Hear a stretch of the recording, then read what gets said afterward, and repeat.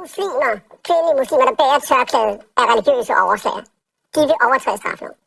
Fuldstændig. De skal ud.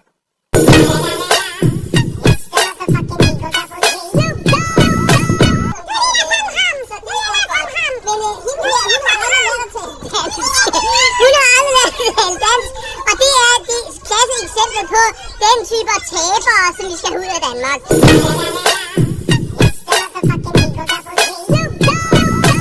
Islam er den dummeste og tåbeligste religion i verden.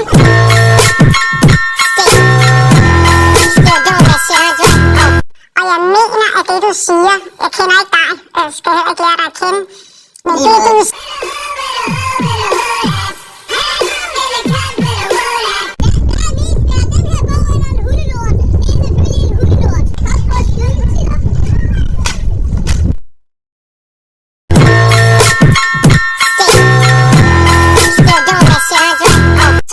Så må man forvente, at man får det lige tilbage. Ja, men sådan starter, så må man gerne forvente, at man får det. Og det kan jeg simpelthen ikke finde mig. Fordi når man sidder og gør sådan, så gå din vej.